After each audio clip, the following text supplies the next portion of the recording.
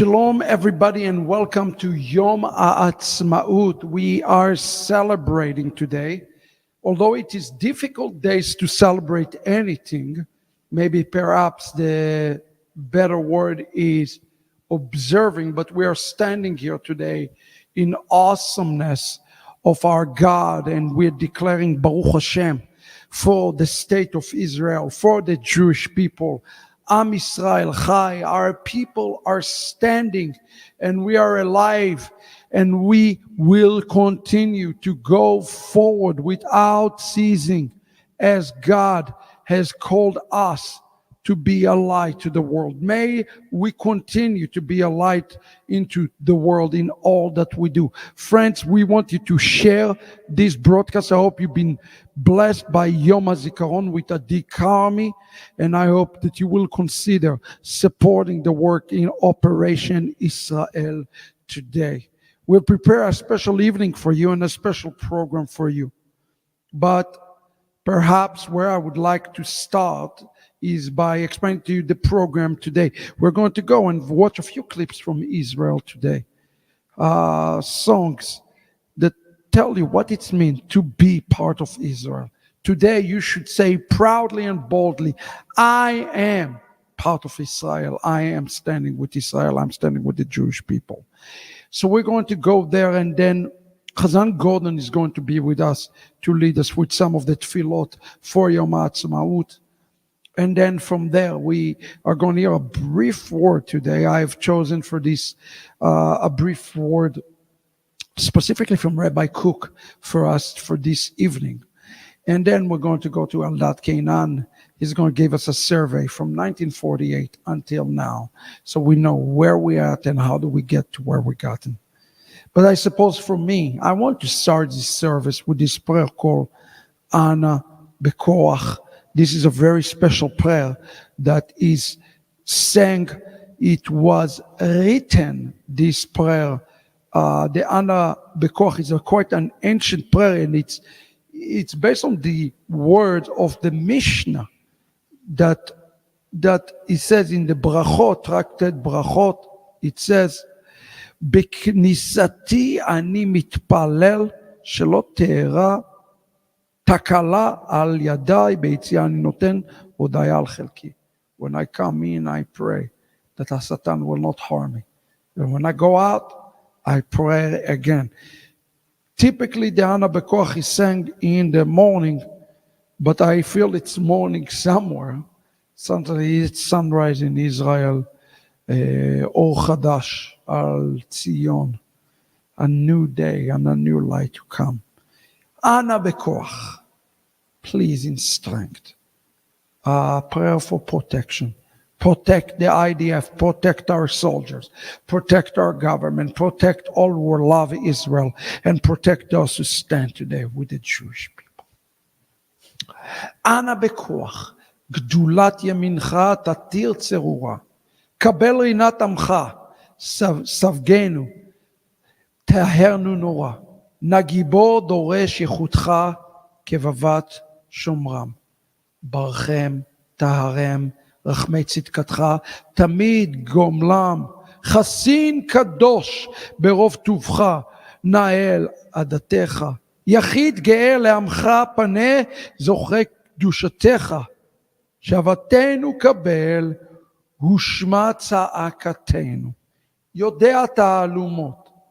And then we say, whispering, ברוך שם כבוד מלכותו, לעולם ועד. בכוח, from the eternal one, we are waiting. Am Yisrael Chai, let's hit the like and the share, and let's go for a very special Ana Bekoach. Shalom, everybody.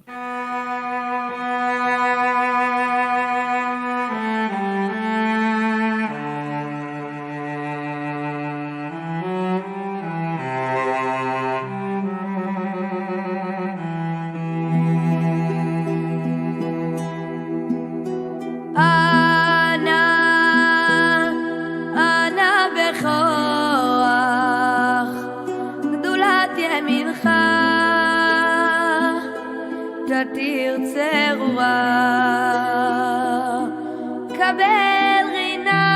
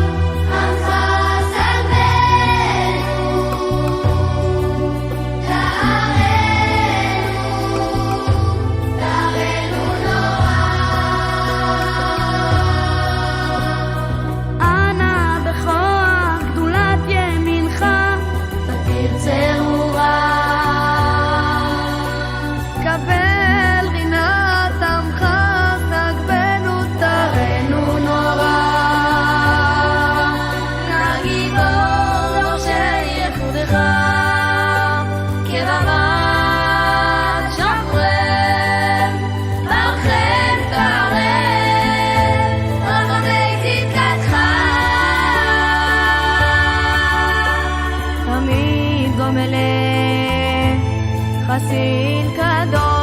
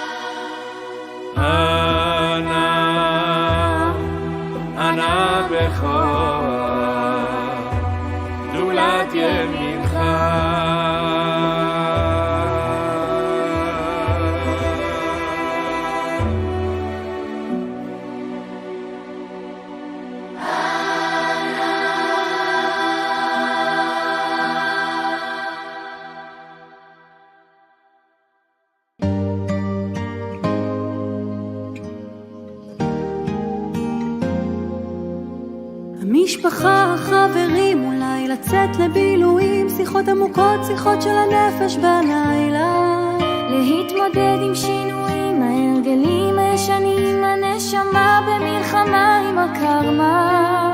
עוד יבואו ימים טובים, אני מבטיח, עוד יבואו ימים טובים. גם בשעות החשוכות של הלילה תמיד יהיה כוכב קטן שיעיר לך את עצמך, את הדרך הביתה. תמיד זה הכי חשוך לפני הזריחה. מיליון רכבות דוהרות עד אוסטרליה, מחפש רחוק את מה שנמצא לך מתחת לאף. כל מכשול זה מדליה, קם ונופל אבל בדרך שלך.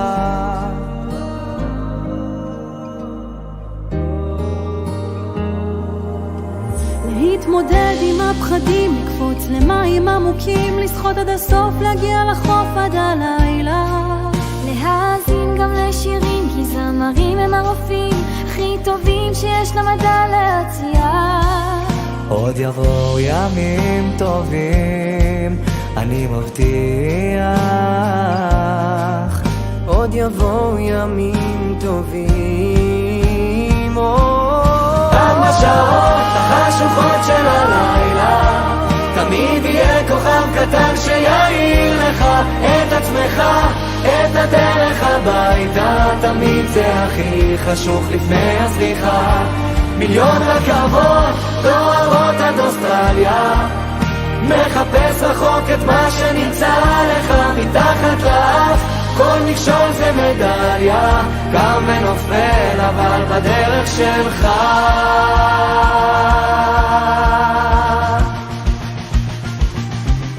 הדרך שלך, הדרך שלך. גם בשעות החשוכות של הלילה תמיד יהיה כוכב קטן שיעיר לך את עצמך, את הדרך הביתה. תמיד זה הכי חשוך לפני הסליחה. רוחות הצפון נושבות עד אליך, בלבך תמיד תהיה מנגינה אחת. תשמע את הקול שיעיר את עיניך, עם ישראל כולו עומד לצדך.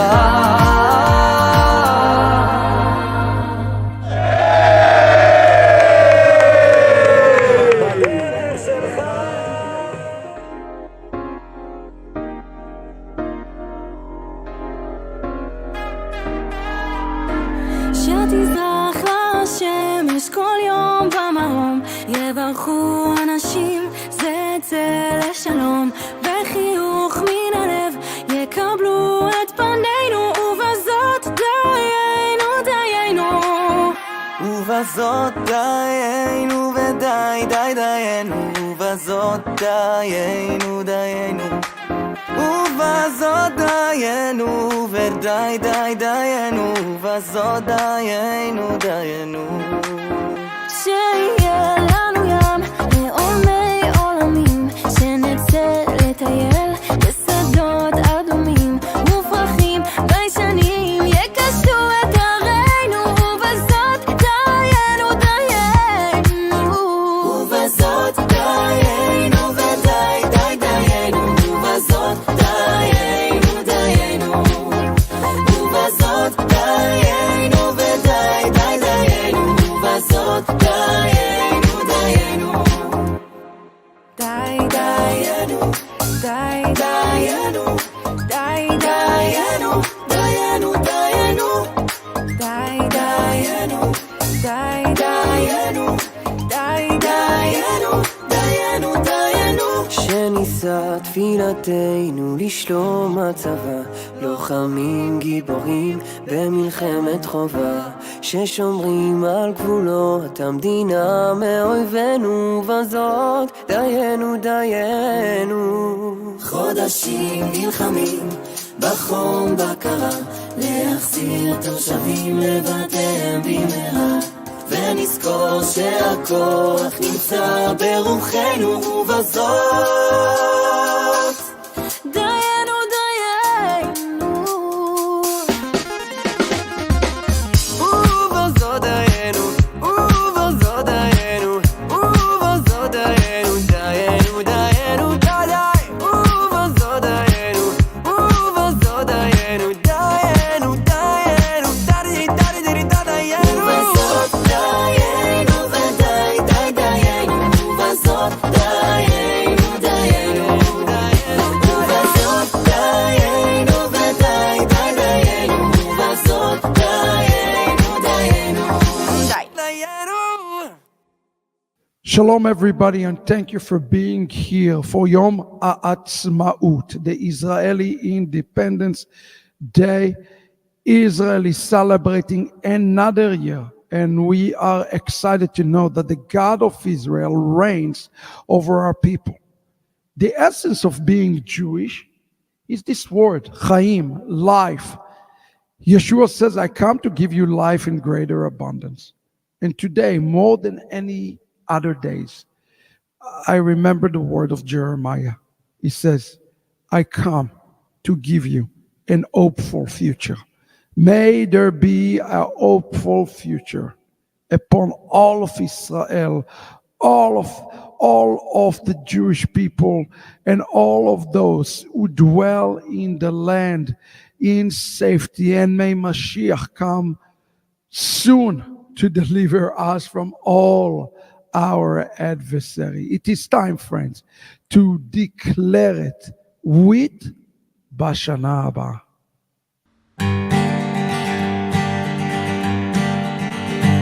בשנה הבאה נשב על מדפסת ונספור ציפורים נודדו, ילדים בחושה ישחקו כובסת בין הבית לבין השדות. תראה כמה טוב יהיה השנה בשנה הבאה. תראה כמה טוב יהיה השנה בשנה הבאה. בשנה הבאה נשב על מרפסת ונספור ציפורים נולדו. ילדים בחושה ישחקו טופסת בין הבית לבין השדות. תראה כמה טוב יהיה בשנה הבאה. תראה כמה טוב יהיה בשנה הבאה.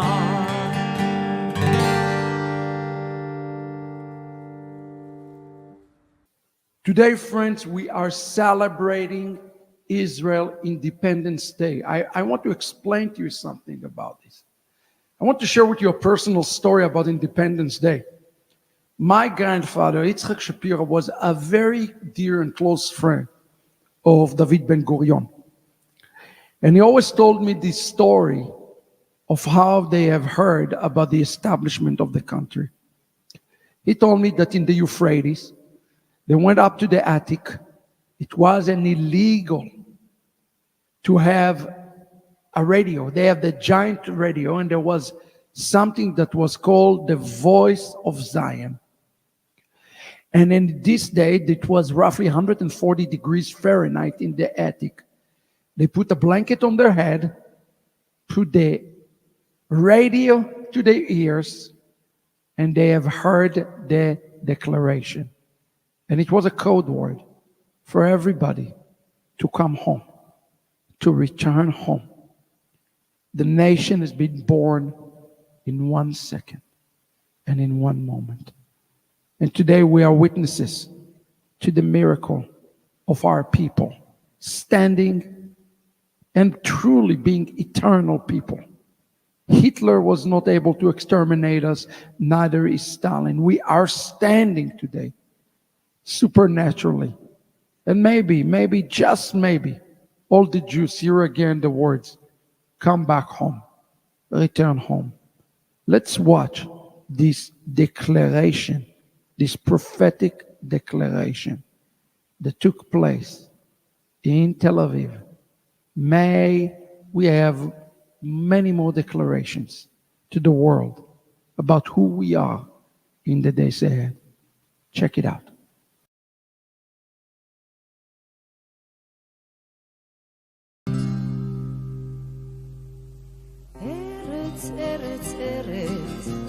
ארץ תחול עיניו, והשמש לה כדבש וחלב. ארץ בה נולדנו, ארץ בה נחיה, ונשב בה יהיה מה שיהיה.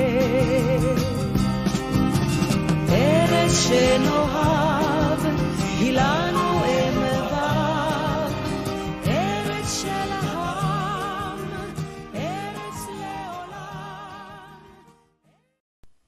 אקריא לפניכם את מגילת היסוד של מדינת ישראל, אשר אושרה בקריאה ראשונה על ידי מועצת העם.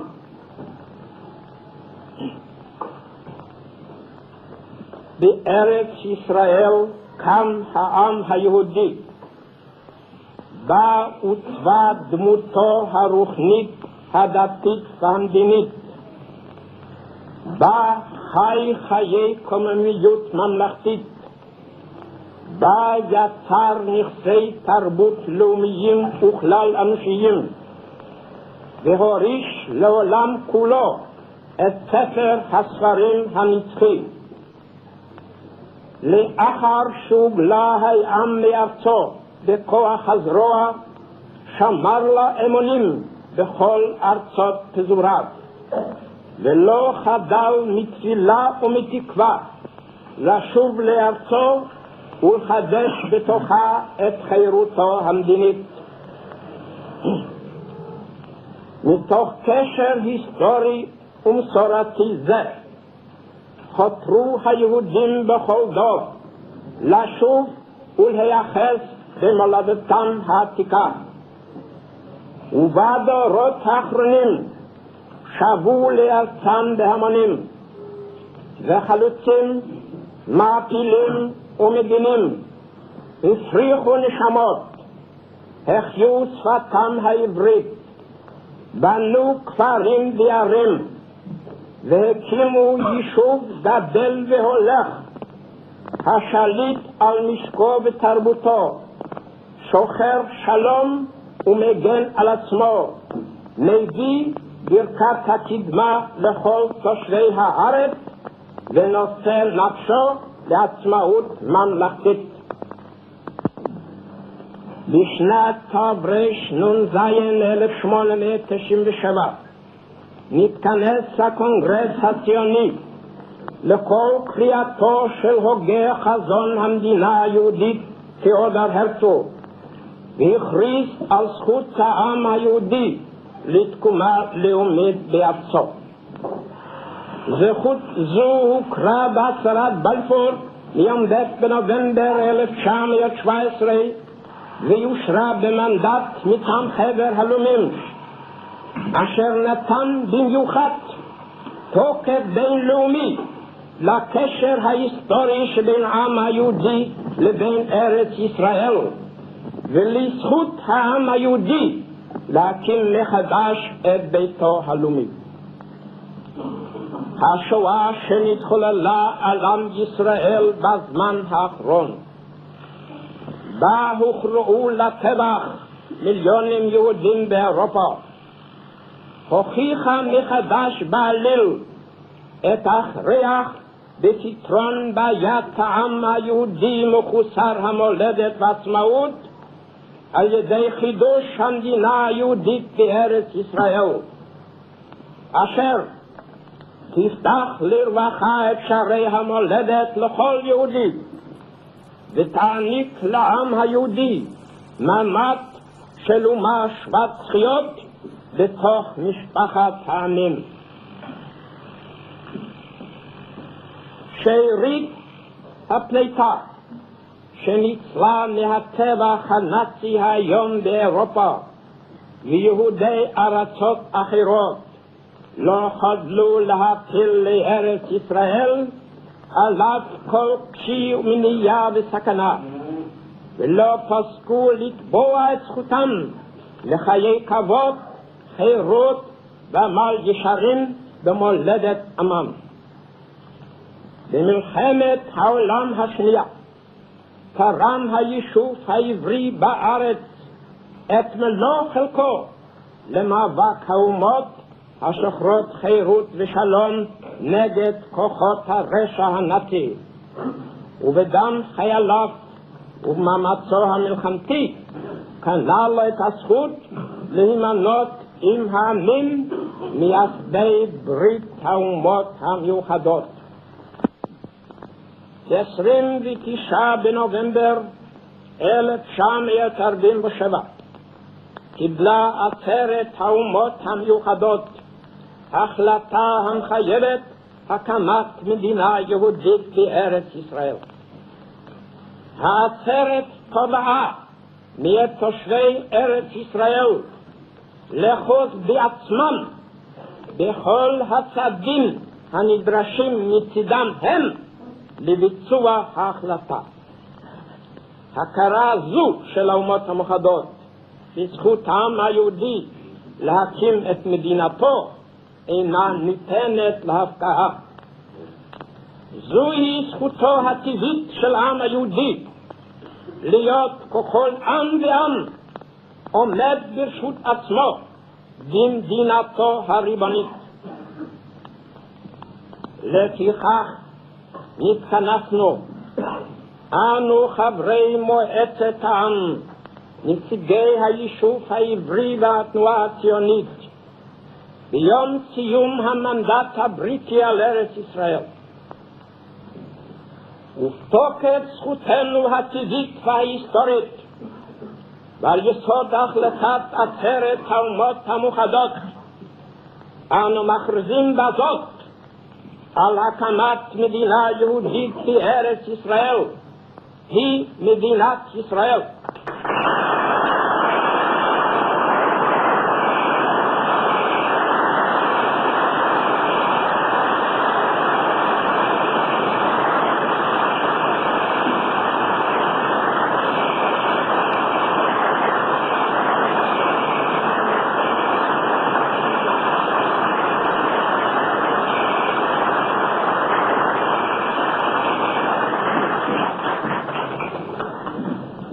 אנו קובעים שהחל מרגע סיום המנדט הלילה אור ליום שבת ו' אייר תש"ח 15 במאי 1948 ועד להקמת השלטונות הנבחרים והסדירים של המדינה בהתאם לחוקה שתיקבע על ידי האספה המכוננת הנבחרת לא יאוחר מ-1 באוקטובר 1948.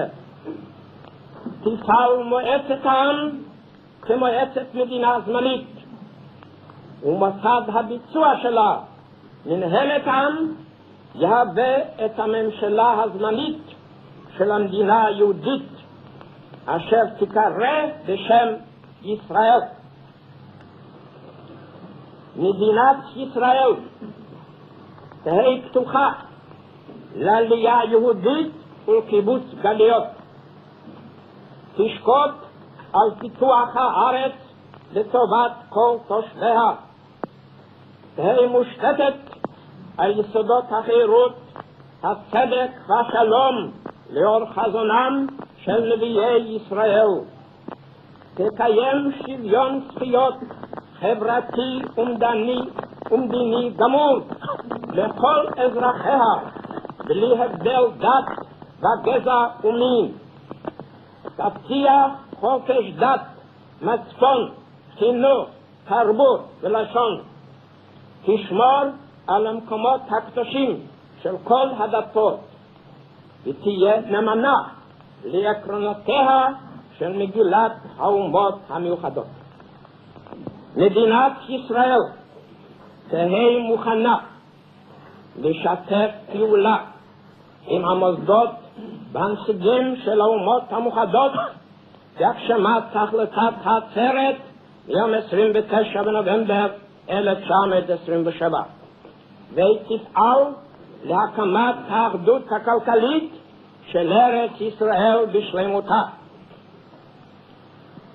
אנו קוראים לאומות המאוחדות לתת יד לעם היהודי בבניין מדינתו ולקבל את מדינת ישראל לתוך משפחת העמים.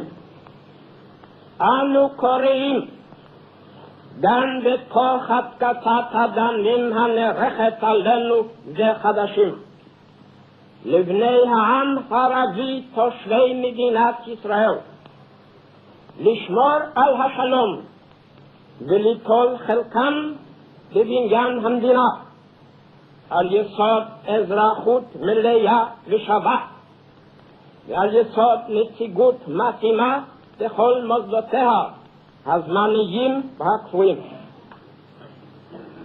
אנו מושיטים יד שלום ושכנות טובה לכל המדינות השכנות וימיהן וקוראים להם לשיתוף פעולה ועזרה הדדית עם העם היהודי העצמאי בארצו. מדינת ישראל מוכנה לתרום חלקה במאמץ משותף לקדמת המזרח התיכון כולו. אנו קוראים אל העם היהודי בכל התפוצות להתלכד סביב היישוב בעלייה ובבניין ולעמוד לימינו במערכה הגדולה על הגשמת שאיפת הדורות לגאולת ישראל. מתוך ביטחון בצור ישראל, הננו חותמים בחתימת ידינו לעדות על הכרזה זו במושב מועצת המדינה הזמנית על אדמת המולדת בעיר תל אביב, היום הזה, ערב שבת, אייר תש"ח 14 במאי 1948. לקבל את מגילת היסוד למדינת היהודים בעמידה. ברוך אתה אדוני אלוהינו מלך העולם שהחיינו והתגענו והגענו לזמן הזה.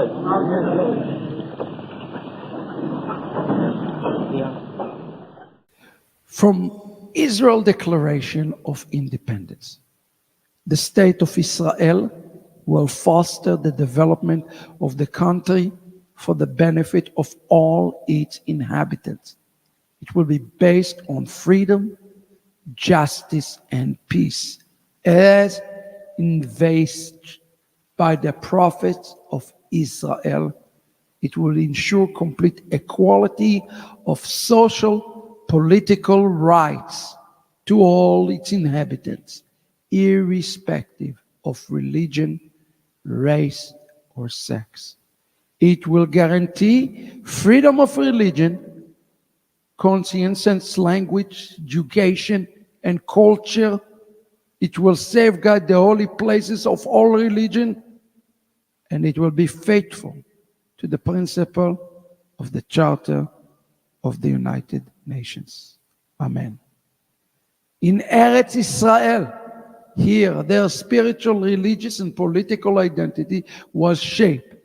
Here they first attained to statehood, created cultural values of national and universal significance, and gave to the world the eternal book of books. We extend our hand to all neighboring states and their peoples in an offer of peace and good neighborliness, and appeal to them to establish bonds of cooperation and mutual help with the sovereign Jewish people settled in its own land. The state of Israel is prepared to do its share in a common effort for the advancement of the entire Middle East.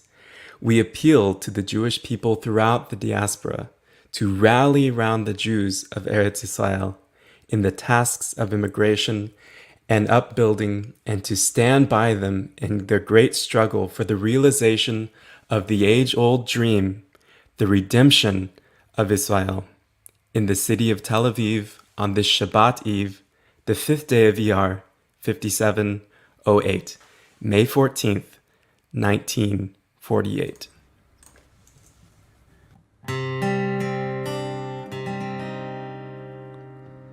אוויר הרים צלול כיין וריח אורנים נישא ברוח הארבעים עם כל פעמונים ובתרדמת אליו האבן שבויה בחלומה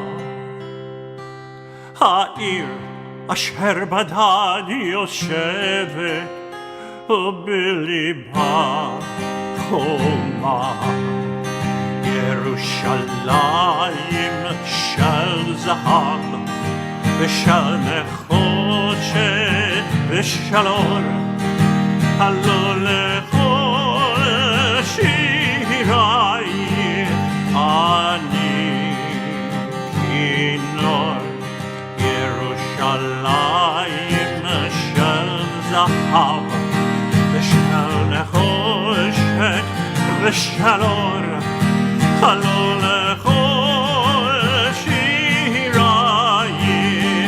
אני כינור. Your olive trees that stand in silence upon the hills of time I hear the voices of the city as dawn begins to climb. The water well for those who thirsted, the ancient market square, your golden sun that lights the future for all men everywhere.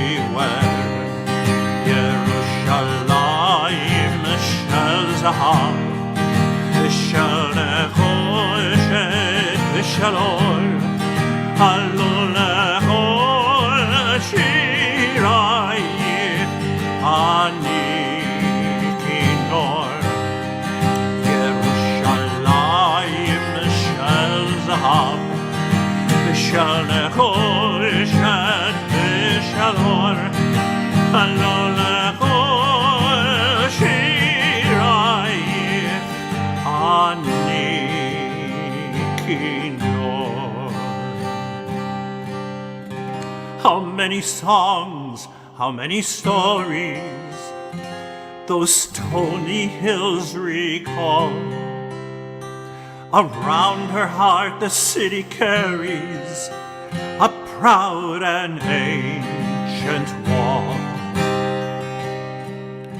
My simple voice cannot acclaim you, too weak the words I choose. Jerusalem, if I forget you, my right hand's wisdom lose. Yerushalayim shel zahav v'shel nechoshet v'shel or halol lechol shirayich ani kinor. Yerushalayim shel zahav v'shel nechoshet v'shel or halol lechol shirayich ani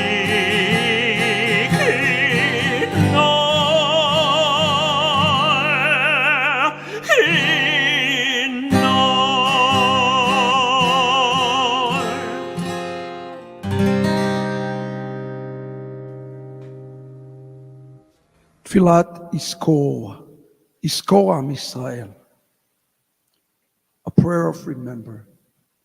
We remember today as we taking upon ourselves our independence. We remember those who laying their life today, will lay their life tomorrow, and those who will lay their life in the past. I will first paraphrase this prayer in English for your benefit. We will remember. Am Israel will remember his sons and his daughters, the faithful ones, the brave ones, the soldiers of the IDF, all the soldiers before the IDF was even established, all of the ones who are fighting and standing for our independence, all the community of intelligence, of security, police officer, and those who lay their life for this day, the day of independence. And today we remember all of those who have been murdered inside and outside the land of Israel by murderers and terrorist organizations. May today we remember Israel, and may the seed of Israel will be blessed as we are looking at the zeal and the light of the might and the holiness and the mesirut nefesh of those who lay their life in these terrible, terrible days. May they will be today, remember, with tiara of victories as they seal in the heart of all of Israel from this generation to every other generation.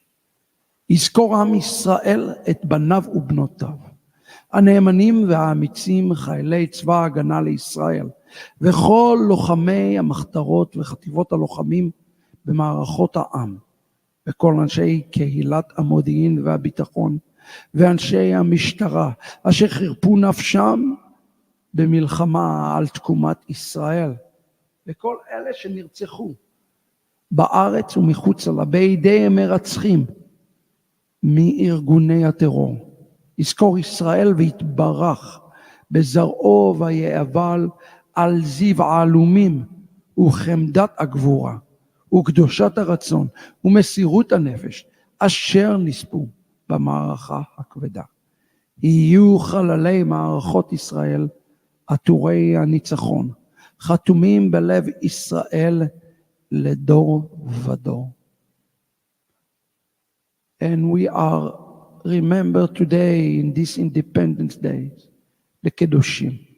This is a prayer for the holy ones, a very important prayer to say today, especially as we celebrate. We still, even today, remember those who are in the captivity.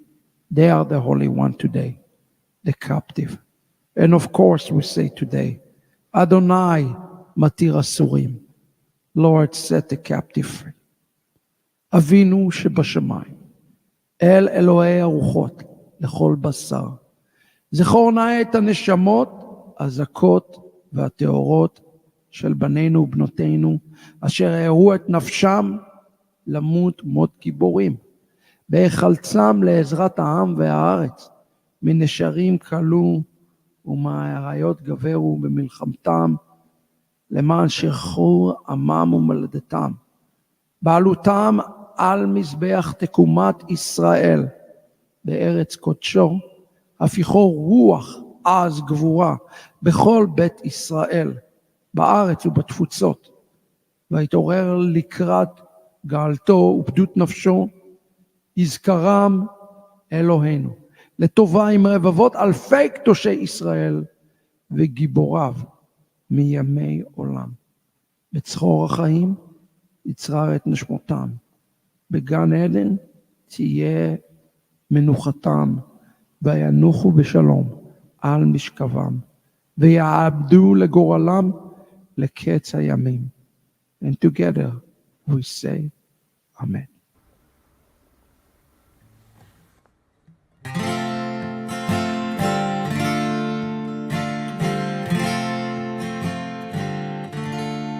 על הדבש ועל העוקץ, על המר והמתוק, על ביתנו התינוקת, שמור אלי הטוב, על האש המבוערת, על המים הזכים, על האיש השב הביתה מן המרחקים, על כל אלה, על כל אלה, שמור נא לי אלי הטוב,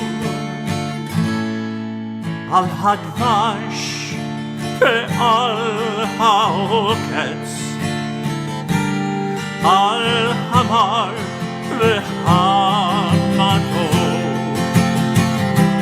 על נטע הכהן התרועה, אל תשכח את התקווה,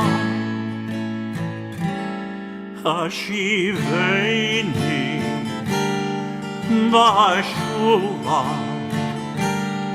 אל הארץ הטובה.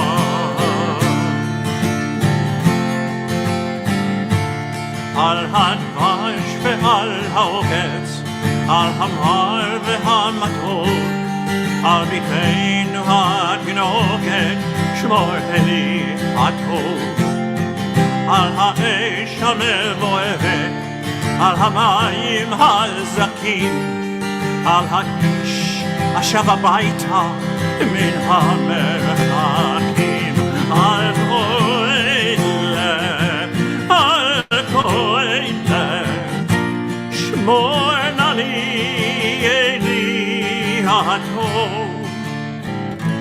על הדבש ועל העוקץ, על המר והמטור,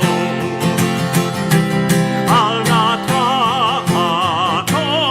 נטעתו, אל תשכח את התקווה, השיבני ואשובה אל הארץ הטובה.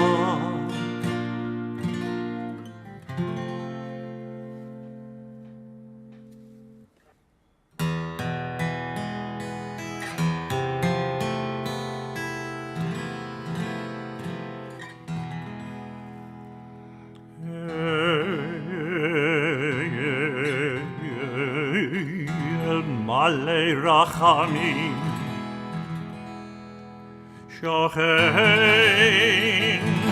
שוכן במרומים, המצא מנוחה נכונה תחת כנפי השכינה.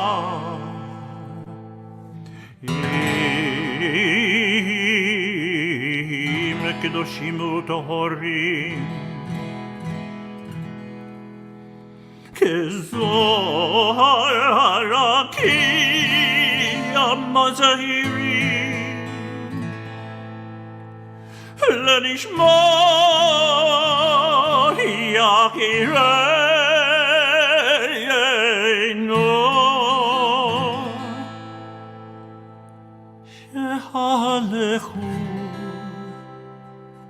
שהלכו לעולמים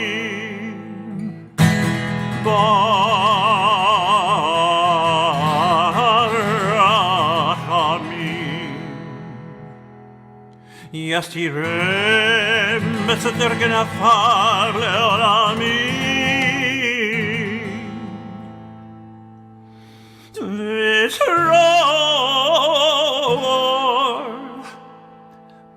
תזרור החיים את נשמתם,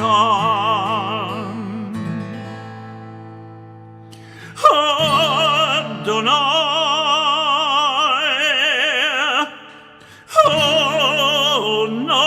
נחלתם,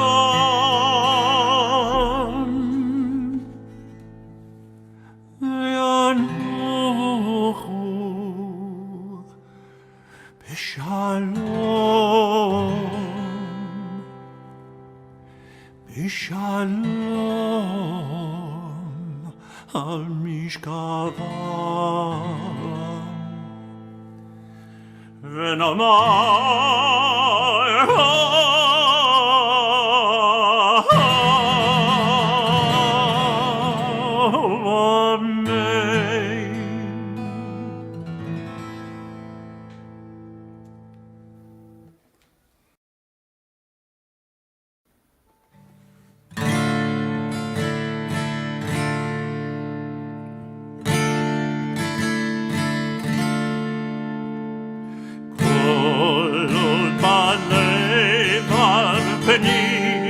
פנימה נפש יהודי הומייה, ולפתי מזרח קדימה,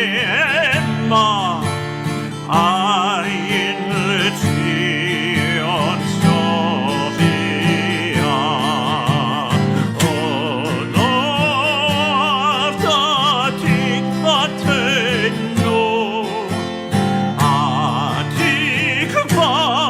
בארצנו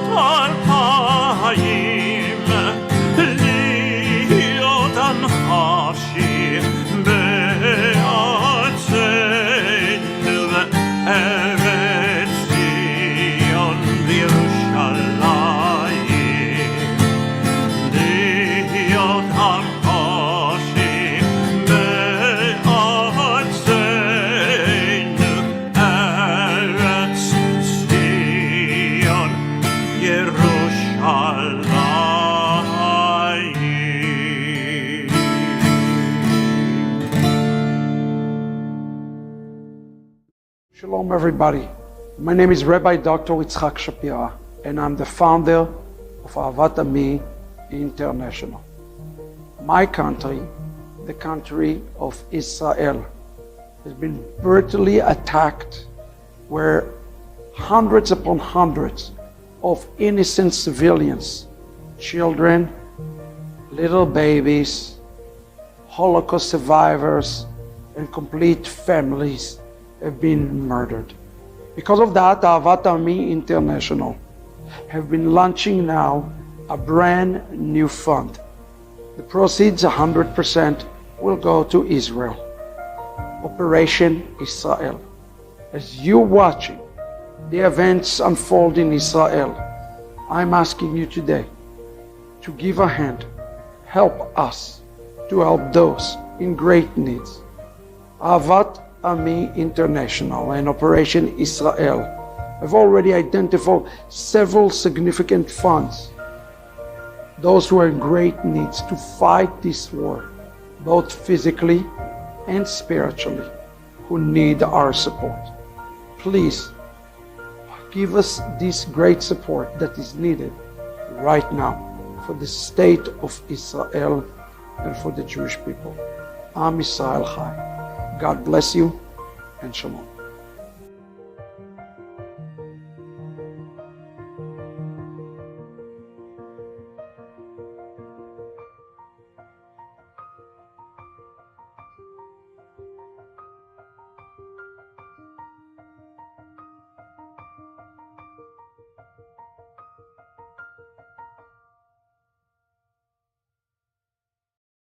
Shalom everybody, and thank you for joining us here for Yom Ha'Atzma'ut. My name is Rabbi Dr. Shapira. Today we are observing Israel Independence Day, and I sincerely hope that as you go forward, you think about the words that is giving us by Rabbi Kook, the first Ashkenazi chief rabbi of Israel. I was thinking about this a lot, actually, in those days, for you and with you, and I wanted to think about what Rabbi Kook wrote in the context of the fall of Edom, this spiritual war. I sincerely hope everybody get to read my new book, The Fall of Edom, in this time and in this season. Listen to what he said. When there is a great war in the world, the power of Mashiach is aroused. The time of the song of the Zamir, the turtle dove, has arrived. The Zamir of the tyrant, the wicked, perish from the world, and the world is invigorated, and the voice of the turtle dove is heard in our land. Song of Songs. The individual who are killed unjustly in the revolution of the flood of the war participate in this concept. The death of the righteous bring atonement. The individual who are killed unjustly in the revolution of the flood of the war participate in the concept, the death of the righteous atone. Are you hearing that? The death of the righteous atone. The tzaddikim who are fighting right now in Gaza and giving their life in Lebanon and in Syria and in the boat, they are carrying the spirit of the Mashiach. Mashiach is already operating inside the states of Israel. Baruch Hashem. They rise above in the root of life, and the essence of their life bring a general quality of good and blessing to the overall structure of the world in all the values and the senses.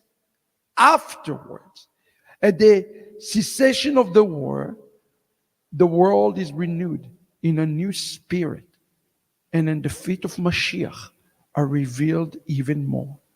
According to the extent of the war, in quantity and quality, so increasing the increase of expectation expectation of the feet of Mashiach through it. The present world war is possessed of an awesome, great, and deep expectation attached to the changes of time and the visible sign of the end in the settlement of the land of Israel.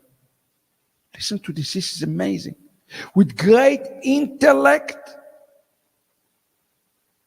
powerful courage, and piercing logic, with true longing and clear thought, we must receive the lofty content of the light of the Lord that is revealed wondrously in the events of this war especially.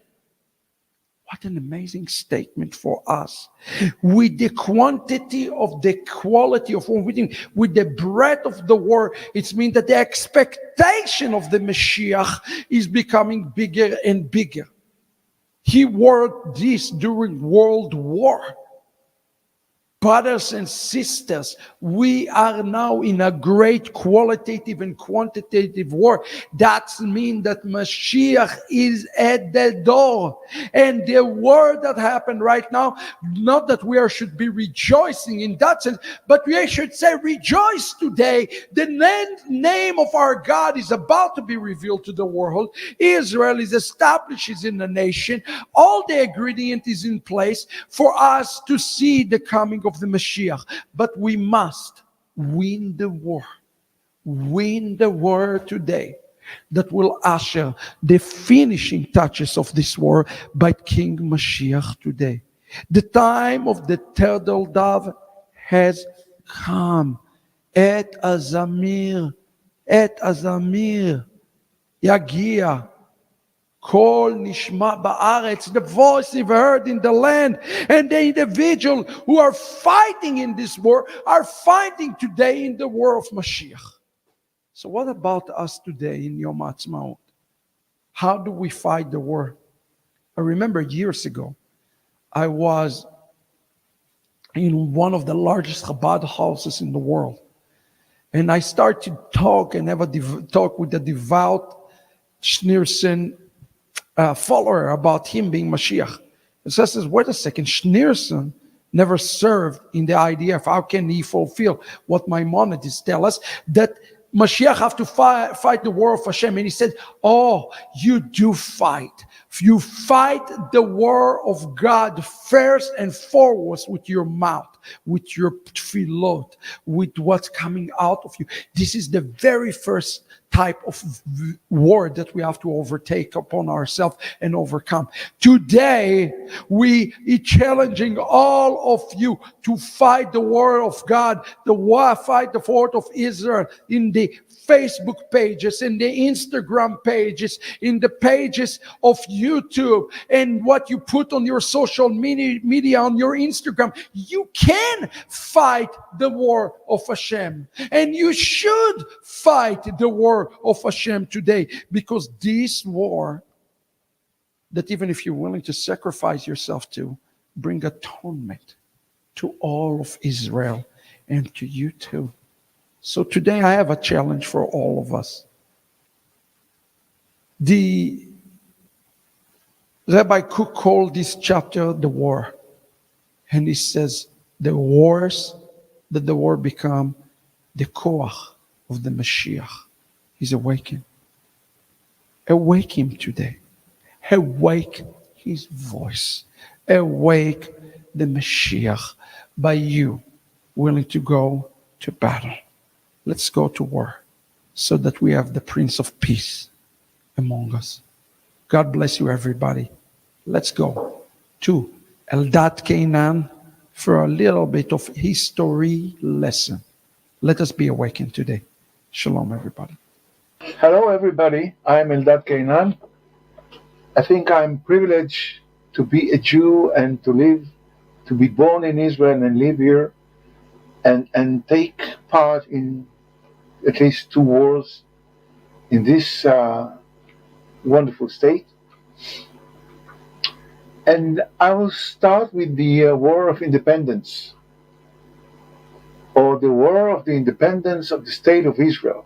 Well, it began the day after the resolution of the United Nations General Assembly on November 29, 1947. It ended with the four post-war armistice agreements signed by representatives of Israeli government in 1949 with Egypt, Lebanon, the Kingdom of Jordan, and Syria. The War of Independence, Yom Ha'Atzma'ut in Hebrew, lasted about a year and a half and was, to a large extent, the most difficult war in Israel's war.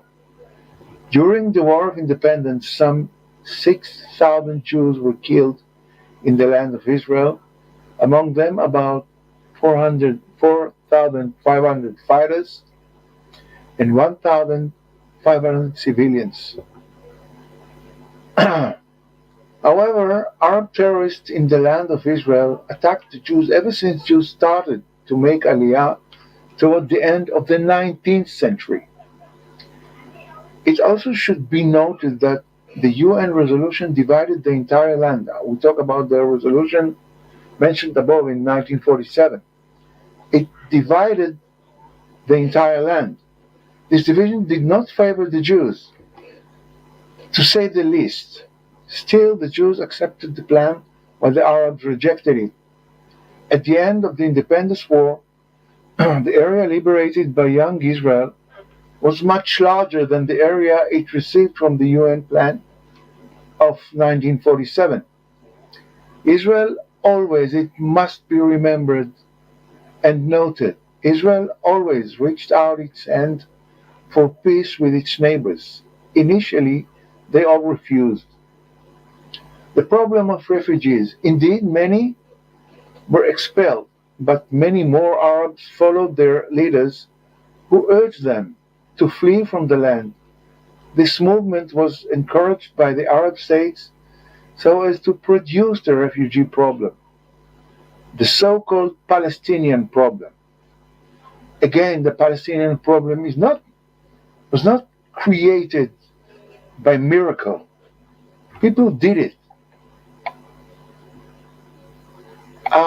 The next war is the Sinai operation, or as we call it in Hebrew, Milchemet Kadesh.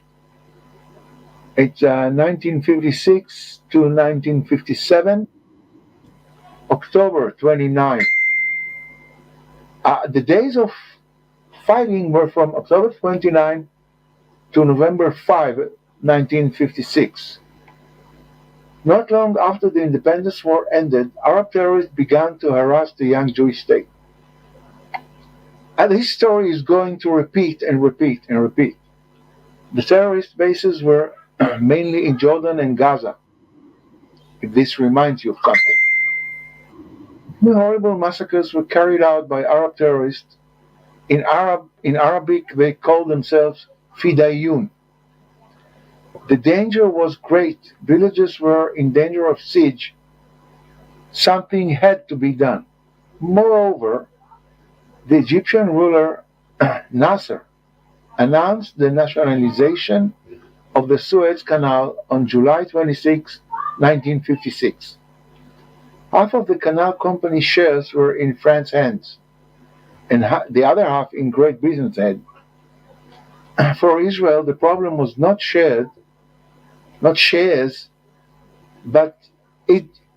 Egypt blocked the Suez Canal and the marine route to Eilat, just what the Houthis do today. From Israeli shipping and goods transport to Israel. Other causes for that war. The arms deal between Egypt and Czechoslovakia, end of September 1955, which threatened to strengthen the Egyptian army with huge quantities of Russian weapons. The establishment of a joint Arab command of Egypt, Jordan, and Syria, October 24, 1956.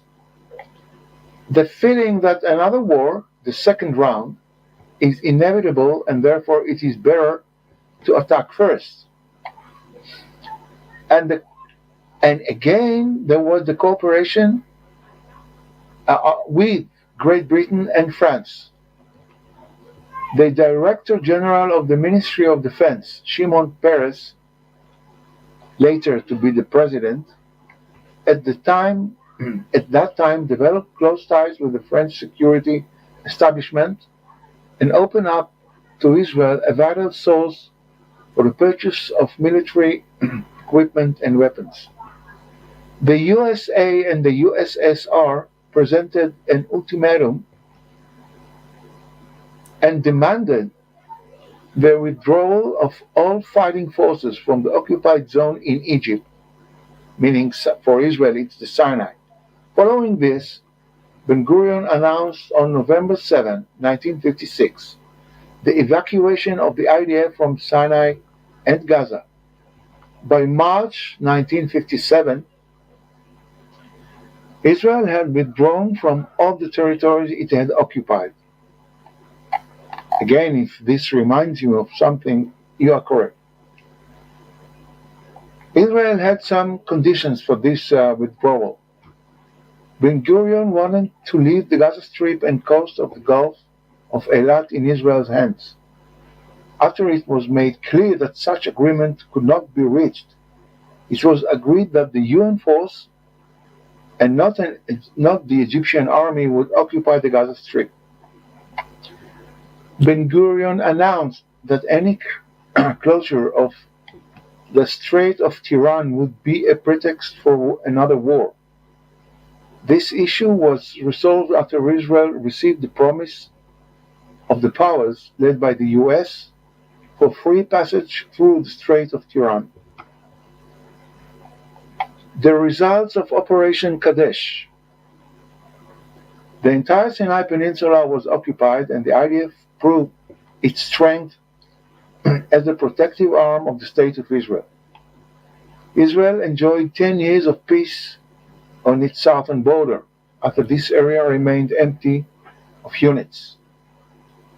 Egyptian military the infiltration from Gaza stopped, and the UN force was stationed in Sinai and Gaza. The maritime blockade on Israel was lifted. The opening of the Straits of Tiran enabled trade relations with Asia and Africa. Israel withdrew from all occupied territories by March 1957, following American-Russian pressure. In return, Israel accepted international guarantees for freedom of navigation in the Gulf of Eilat. 171 IDF soldiers were killed and hundreds wounded. Egypt lost 3,000 dead, about 5,000 Egyptian soldiers were returned and they were POWs. The effect of the war, the lightening of the relation between US and Israel. The US saw Israel as a factor that would stop the spread of communism. Therefore, it supported Israel's demands for peace and security and strengthened it from a security point of view. Tightening the alliance with France, the cooperation between France and Israel in the war strengthened France's support for Israel. France supported Israel at the UN and helped build the reactor in Dimona. Israel's relations with the Arab countries worsened. Arab countries presented Israel as an imperialist country cooperating with the Western imperialism. Israel's deterrence capacity has increased. This capacity has enabled 10 years of peace along Israel borders. The IDF has demonstrated a high military capability in the air, at the sea, and on land, with the reserve system as a military force. But this is Israel. Next war is the Six-Day War, from June 5, 1967 to June 10, 1967. And I call it the miracle. The factors that led to the Six-Day War. One was the entry of Egyptian army into Sinai. It was in around Yom Ha'Atzma'ut of 1967, a day or 2 days later. Nasser's, the head of Egypt, Nasser, demand for the evacuation of the UN from Sinai and the Gaza Strip. He closed the Straits of Tiran. There were the ongoing escalation with Syria. It is named the War on Water. And there was the escalation of the PLO terrorist activity supported by the Arab states. Arab Summit Conference in 1964, there were the Egyptian ruler Nasser convinced the participants that action should be taken against Israel, but not with military action.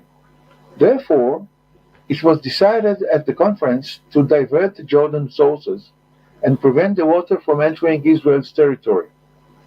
Syria has begun preparatory work for a tilting plant.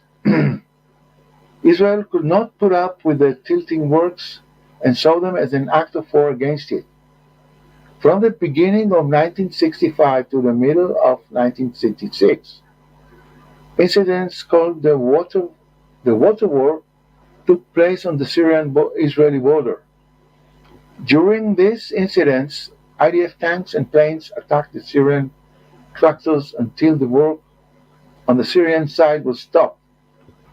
And my very short contribution, I was a kid that time, but I witnessed the northern part of that war as a kid. I saw it because I used to live on a high place on the western side of the Hula Valley, and the war was going on lower on the eastern side of the Hula Valley, so kids could see it.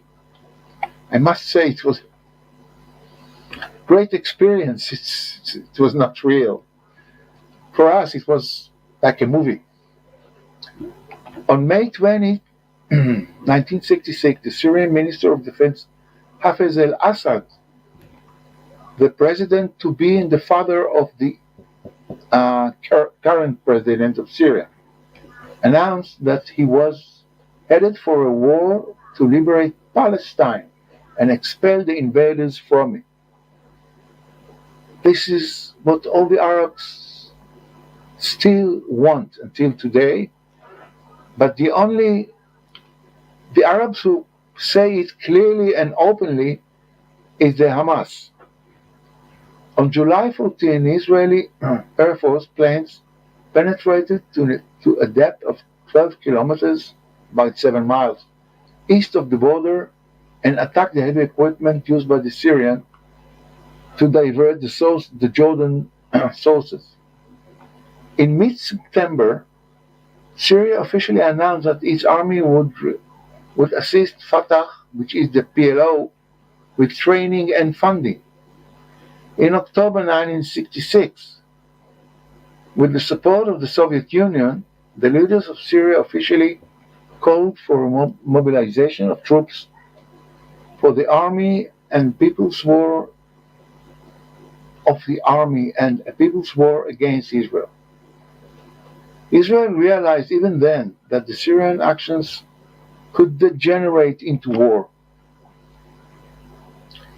The defense agreement signed between Syria and Egypt on November 4, 1966, stated among other things that the two countries consider any act of armed aggression against one of them to be aggression against both. About half a year after the agreement, on May 14, 1967, Israel's Independence Day, the Egyptian army, about 100,000 soldiers and 1,000 tanks, entered Sinai under the pretext of the IDF, that the IDF was concentrating forces in the north against Syria. I swear to God, I lived in the north. It's not true. according to proofs that the Soviet Union provided to Egypt. The Israelis did not expect Nasser's invasion of Sinai because he always claimed that he would go to war with Israel only when all the preparations are completed and favorable international conditions were created for an attack. Nasser knew that the Russians were not accurate when they told him that Israel intended to attack Syria, just as I said. He could ask me. On June 4, the Israeli government decided to start a war. The causes, the steps Nasser took in the waiting period that preceded the war, signing defense agreement with Syria and the entry of Egyptian army to Sinai. Nasser did not estimate that his show of force would escalate into all-out war. Well, we are not obliged to what he thinks. Nasser's demand for the evacuation of the UN force was another factor. He was not satisfied with the ostentatious entry into Sinai, and on May 16 he demanded a partial evacuation of the UN emergency force. 2 days later, he demanded from the U.S. Secretary General that the UN evacuate Sinai completely. The UN quickly evacuated because it had no other choice. On May 20, Egyptian paratroops captured the UN positions in Sharm el-Sheikh, it's Tiran Straits. Well, once more, the Straits of Tiran were closed. Once more. It means Arab fingers on Israel's neck. Nasser announced the closure of the Straits of Tiran and Sanfir, it's the entrance to the Gulf of Eilat, and said, I remember it from the radio, if the Jews threaten war, we say to them, Ahlan wa sahlan, we are ready for war. Ahlan and sahlan in Arabic means welcome. Well, effects and results of the Six-Day War. In October 1967, the Israeli government called for a direct negotiation between Israel and the Arab countries with the aim of reaching permanent peace, a call that received no response. In November 1967, the Security Council of the UN adopted resolution number 242, which was acceptable to the powers and most of the countries in the Middle East, including Israel. The resolution emphasized the need for a just peace in which every country in the region could live in security and contained a call for Israel to withdraw from occupied territories, to abolish the state of war and to respect the sovereignty, territorial integrity, and political independence of all countries in the region. You get it? The UN wants all this from Israel, not from the Arab countries. The decision emphasized the need to guarantee the freedom of navigation in the international waterways. The decision referred to the withdrawal of Israel from the territories. From territories, not the territories. The Arabs interpreted the decision as a general withdrawal to the borders of 1967. Nasser declared, everything taken from us by force cannot be returned except by force. I remember this. The State of Israel talked about this declaration. Relations between Israel and the communist world were cut off, and not long after the war, French started the weapon embargo on Israel.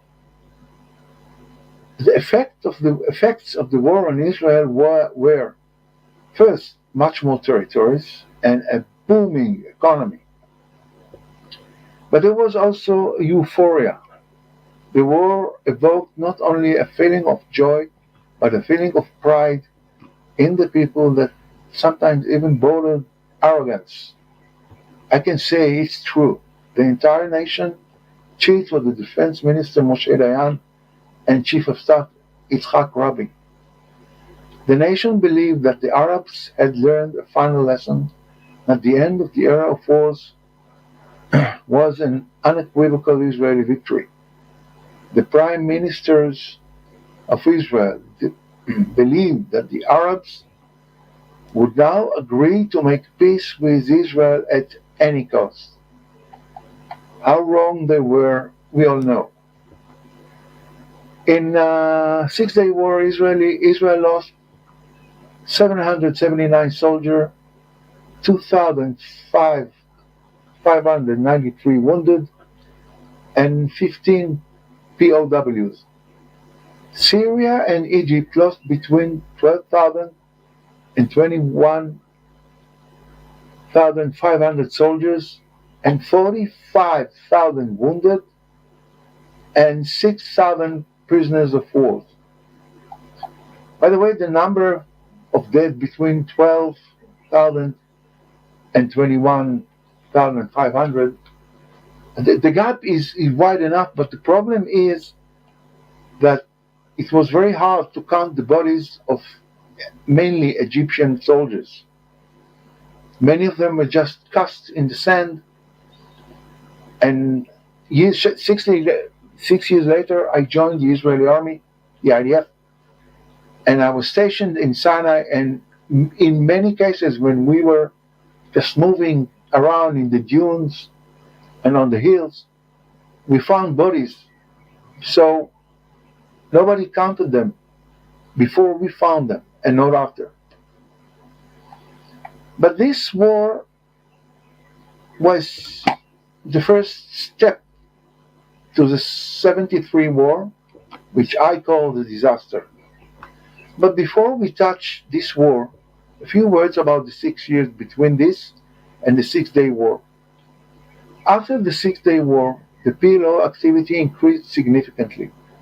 At the same time, Egypt started the attrition war on the Suez Canal, which ended in an agreement in August 70. However, the war against terror never ended, and you know that. Since Christmas 1968, beginning on that evening, that night, the PLO turned Kiryat Shmona, my hometown by the way, it's in the eastern Upper Galilee, to its primary target while not neglecting other targets.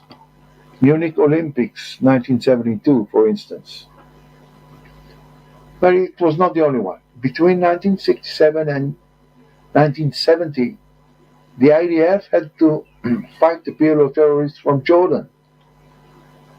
All these even before the next war of 73. In the war of attrition in Sinai alone, we lost around 1,000 men and thousands of wounded. The numbers on the other front are smaller. I mean the Syrian front of terror and the Jordanian front of terror. If I may, my personal contribution is that I was there as a regular IDF serviceman in 73. The IDF was on alert, at least from Thursday, 2 days before it started. Thursday evening, 2 days before the attack. Still, no one, except for a few intelligence, low-ranking personnel, thought it was that severe, even after the first 24 hours of fighting. The Arabs deeply surprised us. We needed a day to travel from our base to the small airport in Tel Aviv. Then we flew to Sinai by night. I don't think I understood the scale of disaster during the war. Only after the ceasefire, the numbers and the missing brothers in arms helped me understand the scale of this disaster. The main moves of the Yom Kippur War. The Egyptian-Syrian attack started on October 6, 2 o'clock afternoon, 2 o'clock p.m. After a heavy bombardment, the Egyptians crossed the Suez Canal in the first hours of the Yom Kippur War using 12 bridges. They bypassed the strongholds. They advanced to a distance of about 8 kilometers from the canal. Egypt has a great advantage in tanks and infantry. The strongholds are besieged, and the attempts to rescue their fighters have failed. It's a very heavy price. They fell into the hands of the Egyptians, except the northernmost bastion on the canal. The Syrians invaded the Golan Heights, occupied most of its territory, and threatened to reach the Kinneret, the Sea of the Galilee. They were halted in a heavy battle in the north of the plateau, near Quneitra, in the Emek HaBacha, the Valley of Tears. The Hermon outpost fell to the Syrians on the first day of Yom Kippur War in an attack by troops dropped from helicopters. The failure of the counterattack on the Canal front, it was I just remember this name. October 8, the Israeli counterattack failed. The two armored divisions, the IDF, Division 162, under Major General Abraham Adan, and Division 143 under command of Major General Eric Sharon, tried to break into the trench, but the attack failed. ATGM, anti-tank guided missile Sagar, the Egyptian missile, hit many tanks. I saw few of these incidents. It's horrible. The effort in the north, concentration of effort in the north due to the threat to northern Israel, the IDF concentrated its effort against the Syrians in the Golan Heights. It attacked with 3 armored divisions and concentrated the Air Force for operations in the Golan Heights. We lost many jets over the Golan Heights. On October 8 to 11, the Syrians were pushed back to the border, and the IDF moved to attack into Syria and took over territories up to 40 kilometers, 25 miles, from Damascus. The Hermon outpost was recaptured in a tough battle. I remember that too. Not because I was there, I was not, but people talked about it. Iraqi and Jordanian dispatch forces tried to help the Syrians in a counterattack but failed. The Air Force attacked the strategic targets all over Syria, including the house of the staff of the Syrian army in mid-Damascus. On October 14, an Egyptian attack along the entire front failed. From then on, the initiative, and I remember this, I was there. From then on, the initiative within the framework of the Yom Kippur War passed into the hands of the IDF. On October 14-15, the IDF succeeded in crossing the canal to the west in the seam between the two Egyptian armies in the Derbaswer area. That night, the 14 to 15, I lost some friends. Extremely difficult battles were fought to open the bridgehead, and move the Egyptian and remove the Egyptian bridges. Among the battles, well, this one, the Chinese Farm Battle between Israeli paratroopers and Egyptian forces to clear the road name, the code name of that road was Tir 2. This battle intended for the transfer, this road was intended for the transfer of the Cylinders Bridge. It's an Israeli invention, which worked well, not as good as expected. The IDF advanced from the west of the canal and encircled the Third Army, which was arrayed on the east bank of the Suez. I was part of this siege. The IDF stopped 101 kilometers from Cairo. The success of the canal war battles symbolizes the turning point in the war. From an extremely difficult opening situation, the IDF succeeded in moving to an attack in the western part of the canal and surrounding the entire Egyptian Third Army. The ceasefire, I remember it. On October 22, the UN Security Council announced ceasefire and the end of the Yom Kippur War. The fighting in the south continued until 24. Yes, we heard about the ceasefire on October 22, but they were shooting at us. There was no ceasefire.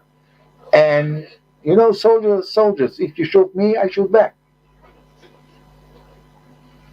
October 24, mainly in the area of the city of Suez.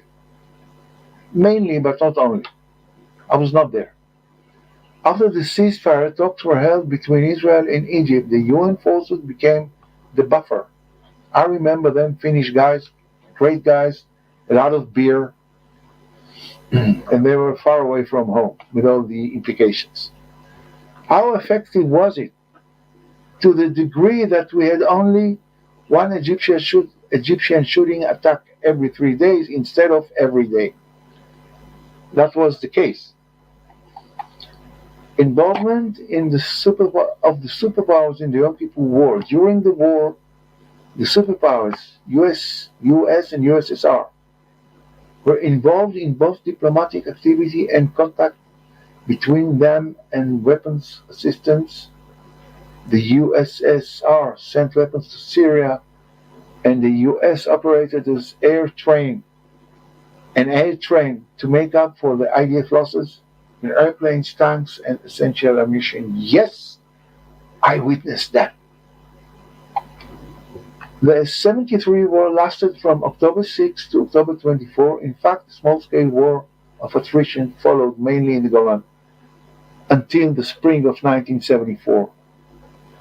You can never stop the will of Arabs to kill Jews. It's something that must be related to. We lost 2,656 soldiers and 7,251 wounded and 294 POWs. Egypt and Syria combined lost around 20,000 soldiers, 35,000 wounded, and 8,811 POWs. But when we speak about the end of this war, it doesn't mean that, okay, after this war, we had some peaceful years. No. And all these occurrences of all these terrorist attacks on Israel in everywhere led to the next war. The next war. 1982, the First Lebanon War. We call it here the Galilee Peace War.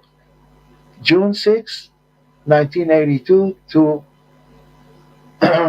September 29, 1982. Well, it began in June 6, after a long period in which the residents of the north were subjected to incessant shelling and shooting by terrorist organizations in Lebanon, and this is before Hezbollah. Following the assassination of Israel ambassador to the United Kingdom, Shlomo Argov, on June 3rd, the Israeli government made a decision to take action to remove terrorist organizations from Lebanon and remove the threat posed to the residents of the north. One of them was me. During the war, it was decided to expand the targets and take over the Beirut area and the entire area of operation up to Beirut-Damascus Road. I was there. During the war, the IDF forces also fought heavy battles with the Syrian army forces. September 29, 1982, marked the IDF withdrawal from Beirut and official end of Operation Peaceful Galilee. But there started the next problem, the presence of IDF forces in Lebanon. From October 82 to September 83, Israel stayed in Lebanon until the withdrawal from the Shuf Mountains. From September 83 to June 85, Israel went a bit south to the south and stayed in Lebanon on what we call the Awali line. Awali is a small river in Lebanon. From June 85 to May 2000, Israel stayed in the security zone and fought during this period until Israel unilateral withdrawal to the international border on May 24, 2000 under Ehud Barak, Prime Minister Ehud Barak. During this period, the campaign was conducted in the security zone. This stay costed the lives of almost 1,000 IDF soldiers. In addition to the loss during the war, which was Israel lost 655 dead, 4 missing in action, and 8 prisoners of war. Syria, Lebanon, PLO combined, 1,800 dead, 1,200 Syrians, 1,000 to 2,400 PLO. Most of the rest are civilians. And 6,000 prisoners of war. And even after this war and the withdrawal of Israel completely out of Lebanon, now it was already that the Hezbollah, and they never stopped threatening and shelling the north, Hula Valley, my hometown, and other places. They never stopped. There is it's not only that they wish to spill Jewish blood, not only, it's much more, it's as if their life is dependent on spilling Jewish blood. The second Lebanese war, which lasted from July to August 2006. Well, I lived in Haifa when this started.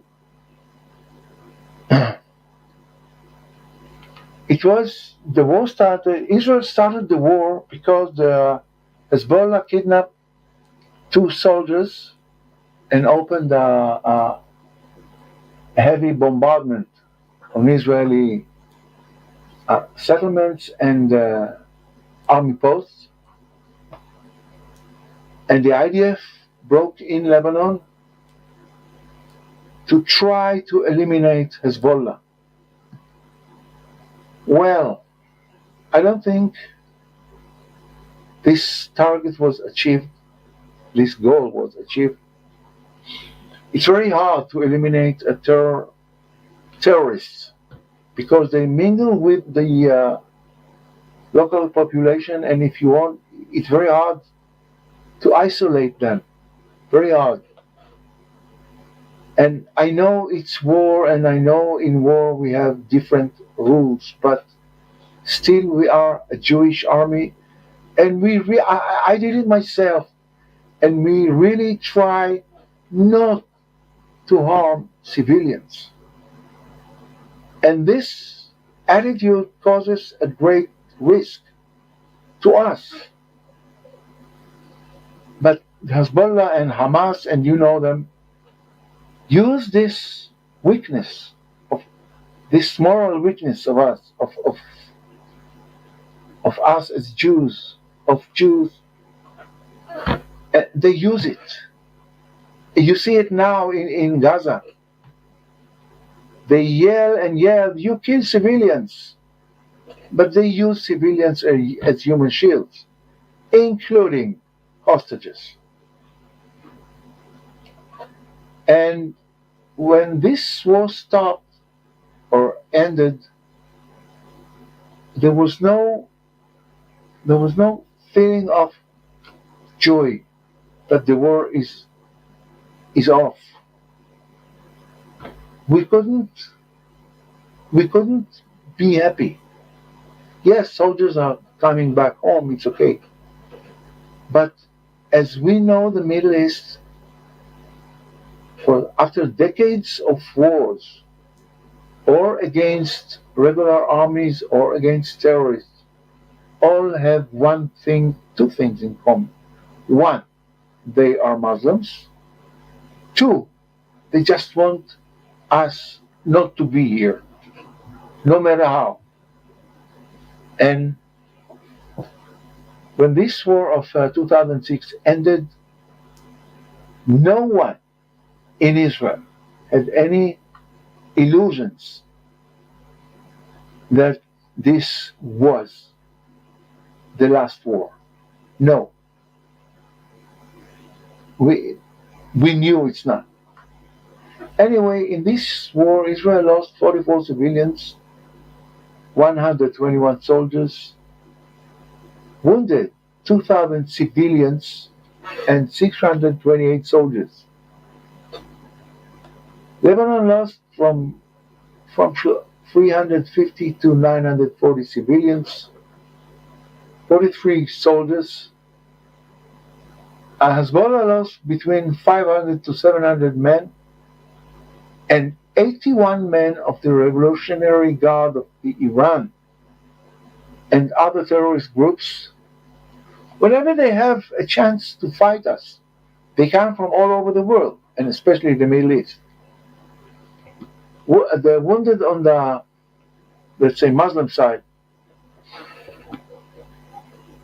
2,500 civilians, 100 Lebanese army men, 1,000 Hezbollah men, 21 Hezbollah men were prisoners of war.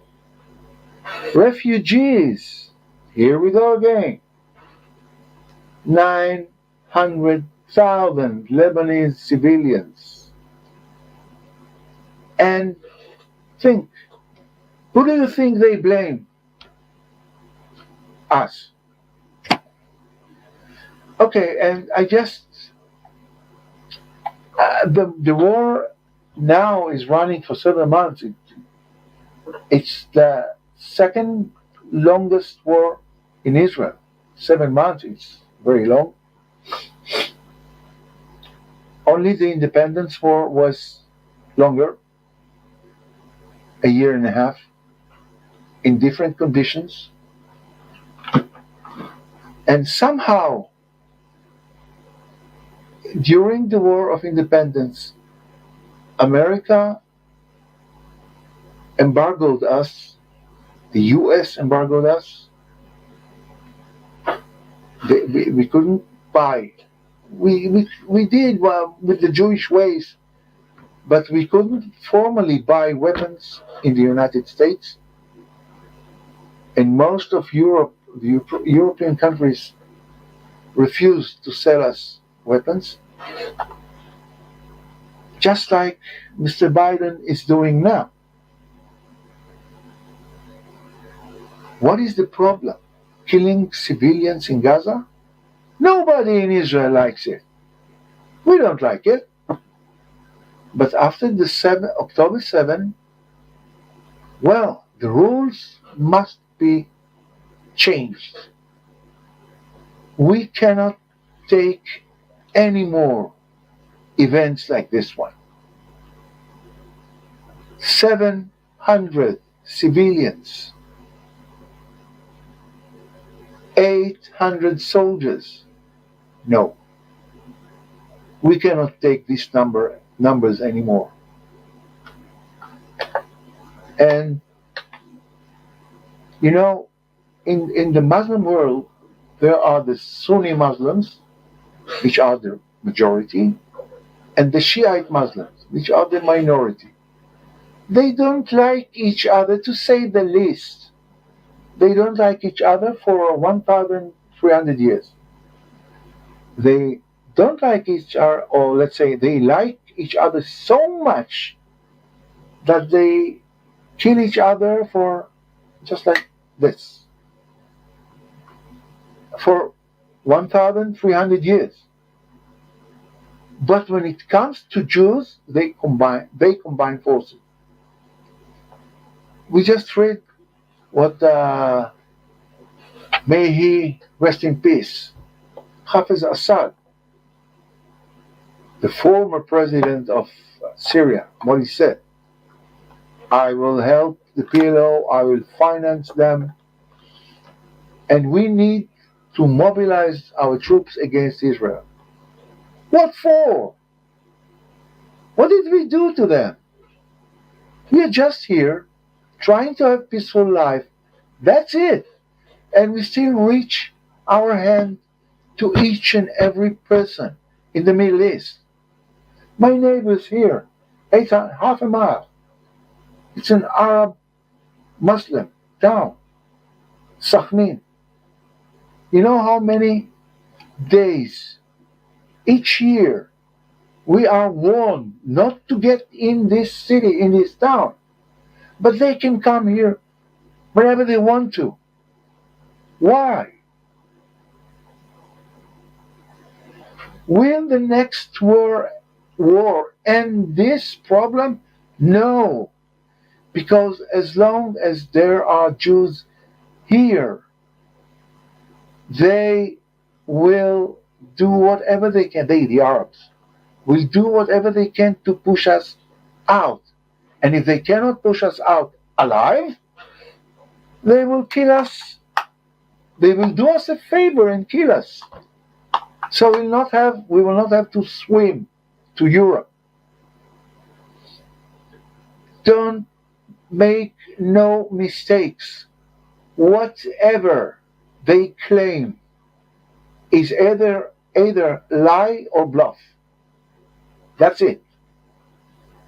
Whenever they have a suggestion, an offer, let's go sit on the table and see what we can do together. We will give some, you will give some. We will try to have some peaceful life here in this area. They don't want to. And if you call what we have with Egypt and Jordan peace, what peace are we talking about? Is it a real peace or a contemporary peace which matches the conditions of the Arab states at the moment? I'm sorry. The history of Israel from 48 till today shows that we cannot trust them. That's it. We cannot trust them. We can only when they put down the weapon. So guys, as Jews, we have no choice but to cling to life as we understand life. Life is what you do for yourself and what you let others do